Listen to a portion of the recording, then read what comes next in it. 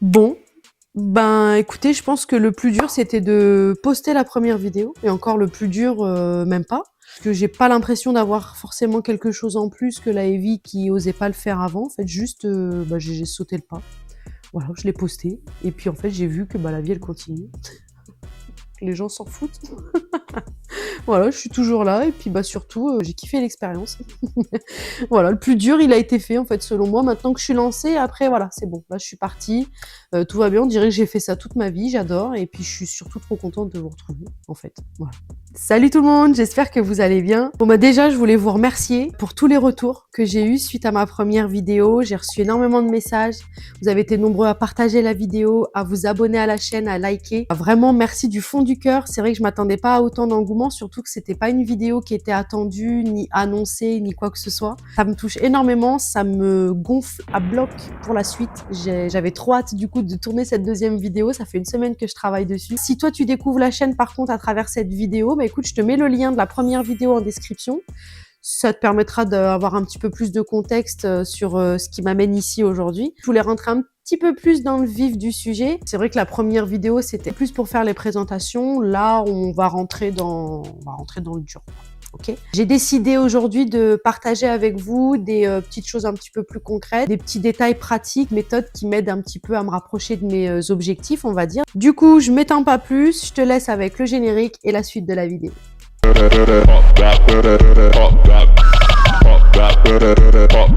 Quand on parle de rêve, je pense qu'on a tous plus ou moins quelque chose qui nous vient en tête. Souvent, c'est ce métier, cette vie, ou cet objectif qui paraît parfois complètement irréalisable ou inatteignable.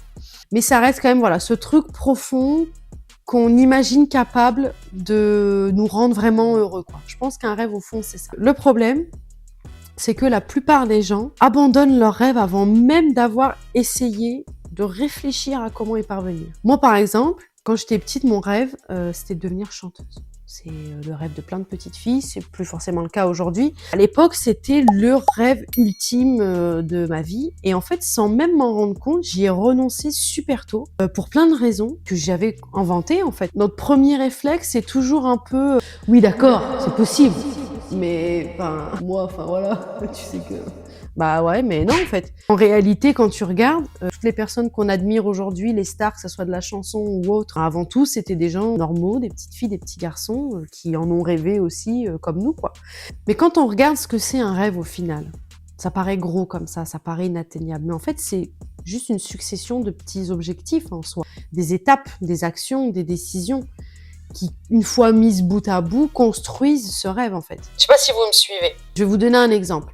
Imaginons mon rêve, c'est d'être à la tête d'une grande entreprise qui fait des millions.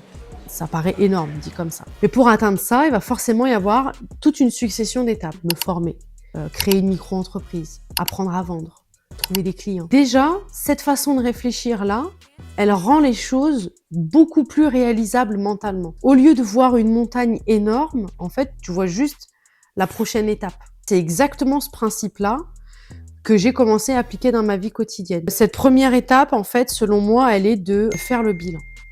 Il y a 1 an, je me suis posée avec moi-même et j'ai fait le point sur ce que j'avais construit, ce que j'avais accompli. Bilan pas incroyable, mais pas catastrophique non plus. J'ai littéralement pris une feuille. Je vous conseille vraiment de le faire à la maison. J'ai pris une feuille et en fait, j'ai fait 2 colonnes, les plus et les moins. La colonne des plus, j'ai noté tout ce pourquoi j'avais de la gratitude. Belles choses de ma vie, les choses dont j'étais fière. Que ce soit ma fille, ma relation, ma santé. Et dans la colonne des moins, j'ai écrit tous les points sur lesquels j'ai besoin de travailler. Ma gestion des émotions, la communication, la discipline, l'organisation, voilà, toutes ces petites choses sur lesquelles j'aimerais évoluer. Et honnêtement, je pense que cette étape, en fait, elle est primordiale. Pas juste une fois dans sa vie, mais régulièrement, de faire le point, en fait, sur qui est acquis et sur ce qui doit évoluer, en fait. Ce tableau des pour et des contre, on va dire, grossièrement, il est important, je pense, au début de chaque grande décision. Que ça soit une relation, un projet, une opportunité pro, un déménagement, même des vacances. Voilà, je pense qu'il est important de pouvoir voir clairement les pour et les contre. Moi, par exemple, dans ma colonne des moins, il y avait un mot qui revenait souvent. C'était le mot oser. Oser dire non, oser dire oui, oser faire, oser dire. Et en fait, quand tu cherches la définition du mot oser, tu tombes sur avoir le courage de faire ou de dire quelque chose. Du coup, le courage, c'est quoi? Quand tu cherches, c'est le fait d'agir malgré la peur et le danger. Et en réfléchissant, en fait, je me suis rendu compte que moi, dans mon cas, il n'était ni question de danger, ni question de souffrance. Donc, il n'était pas non plus question de courage, du coup. Si je prends l'exemple de la chaîne YouTube, c'est quelque chose que je n'osais pas faire. Je me suis posé la question, pourquoi? En creusant un petit peu, en fait, j'ai vite trouvé la réponse. Et je pense que c'est le cas de beaucoup de personnes, même si je veux pas généraliser. C'est la peur du jugement, je pense, en grande partie. Et ça, pareil, je pourrais en faire une vidéo entière d'ailleurs. La question qu'il faut ensuite se poser, c'est le jugement, mais de qui? Du coup, exactement. Bah là, j'ai clairement des noms. Je vais peut-être pas lâcher les blazes comme ça sur YouTube. Voilà, on a tous quelqu'un en tête, une ou plusieurs personnes. Du coup, bah ensuite, qu'est-ce qu'on fait dans ce cas-là? C'est soit tu apprends à complètement te détacher du regard des autres, t'assumes qui t'es, t'avances, fuck, ou alors bah, tu les bloques. Perso, j'ai choisi la deuxième option. Non, mais plus sérieusement, ce que j'essaie de vous expliquer, c'est que la plupart de nos freins, c'est souvent soit des peurs qu'on se crée tout seul, soit des problèmes qui ont des solutions en fait beaucoup plus simples qu'on l'imagine. Une fois que tu as compris ça, tu sais déjà beaucoup mieux où t'en es. Tu as identifié tes freins, tes blocages, les éventuels problèmes que tu peux rencontrer. Puis ben là, du coup, tu peux passer à la deuxième étape.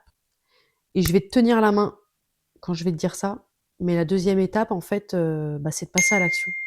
Voilà, tout simplement. C'est un peu brutal, j'ai envie de te dire. Il faut que tu saches un truc, c'est que tu vas pas te réveiller un matin en te disant « Ok, là aujourd'hui, je suis prête ». Ça n'arrive pas. Donc là, il faut y aller. En fait, il faut y aller. Donc, tu vois ce tableau qu'on a fait. Tu prends la colonne des plus, c'est super, t'exprimes de la gratitude, c'est génial, tu la mets de côté. La colonne des moins, tu viens la prendre et tous ces éléments de ce que tu veux faire, avoir, devenir, arrêter de faire, commencer à faire, etc. Bah, tu vas les prendre une par une sur une autre feuille, si tu veux. Pour chacun de ces éléments, tu vas venir noter la toute première étape.